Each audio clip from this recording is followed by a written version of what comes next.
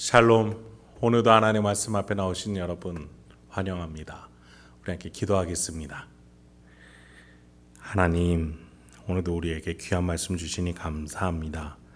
이 말씀을 통해서 힘과 기쁨, 소망 가득하기에 주여 간절히 바랍니다. 세상은 줄 수 없는, 하나님만이 주실 수 있는 그 하늘의 것들로 채워 주시옵소서. 예수님의 이름으로 기도했습니다. 아멘. 오늘 함께 살펴볼 말씀 출애굽기 12장 37절에서 51절까지 함께 살펴보도록 하겠습니다. 재앙이 모두 마쳐졌어요. 심판대 앞에서 좌편에 있던 애굽은 재앙을 받아 나라 전체의 대가 끊어집니다. 한편 우편에 있던 이스라엘은 어린 양의 피로 재앙을 벗어날 수 있었어요. 그리고 하나님의 본래 계획대로 다른 나라들을 다스릴 장자 나라가 되기 위한 첫 발을 내딛게 됩니다. 37절부터 보시죠. 이스라엘 자손이 라암셋을 떠나서 숫곳에 이르니 유아 외에 보행하는 장정이 60만 가량이요, 수많은 잡족과 양과 소와 심이 많은 가축이 그들과 함께 하였으며, 그들이 애굽으로부터 가지고 나온 발교되지 못한 반죽으로 무교병을 구웠으니 이는 그들이 애굽에서 쫓겨남으로 지체할 수 없었음이며 아무 양식도 준비하지 못하였음이었더라. 바로에게 그토록 요구했던 3일길을 이제야 떠나게 됩니다. 숫곳이라는 곳에 도달하게 되어 와서 보니까 다양한 민족들이 따라 나온 것 같습니다.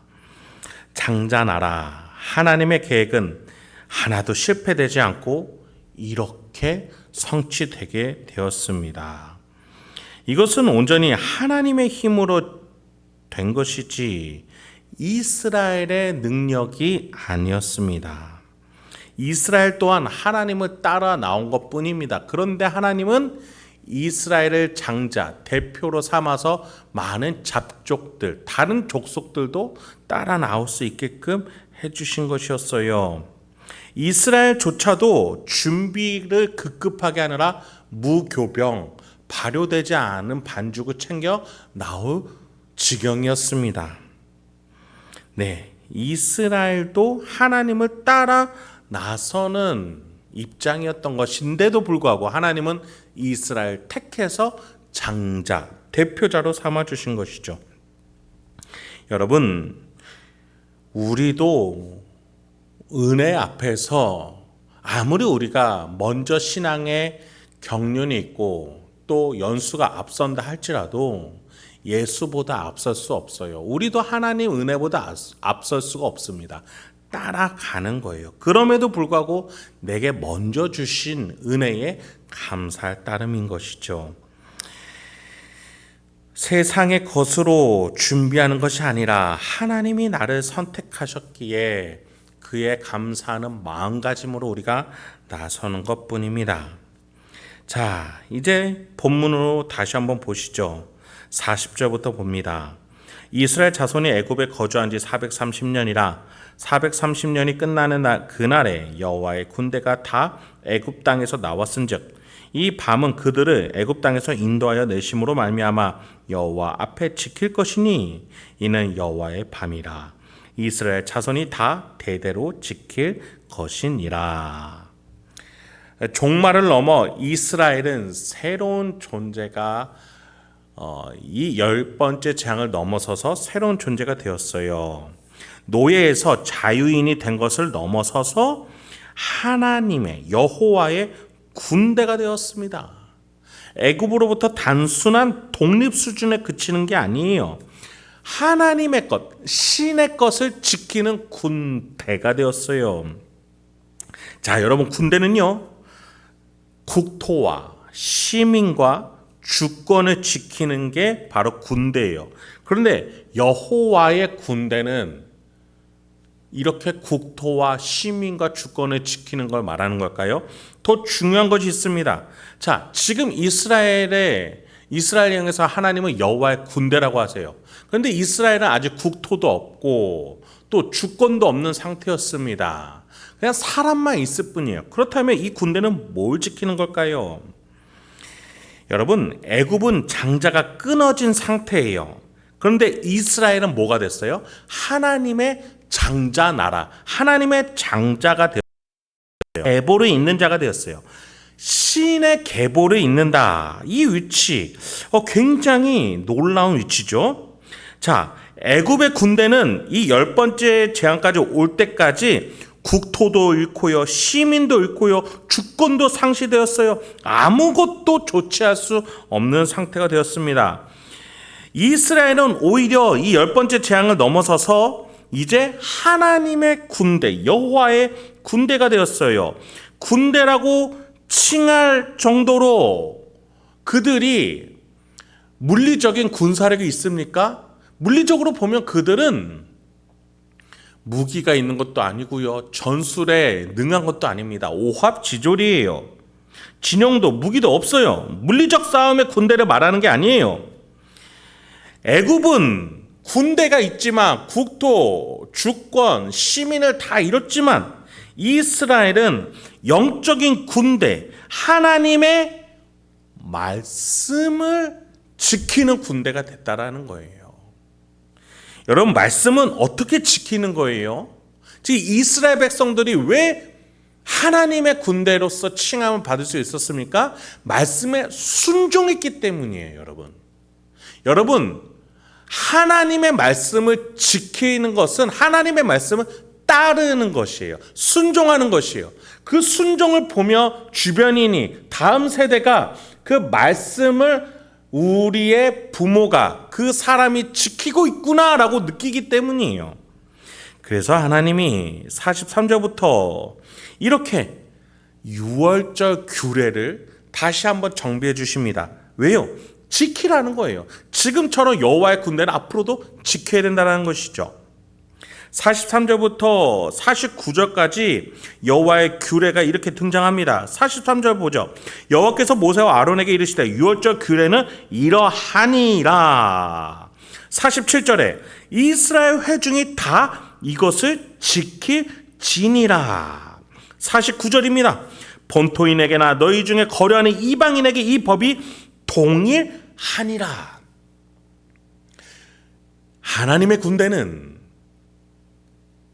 어떤 혈통이나 국토 안에 있어서 되는 게 아니에요.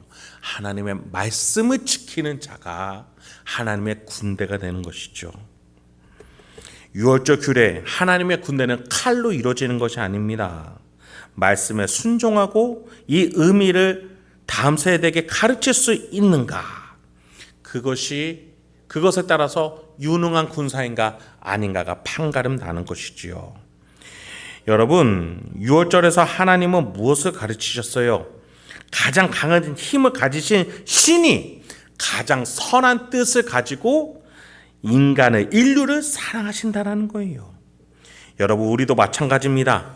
하나님의 군대로서 교회를 개척하는 것, 어떤 기독교의 세력을 확장시키는 것이 아니라 하나님 뜻대로 살았을 때 가장 강력한 하나님의 군대라는 것 잊지 마시기 바랍니다.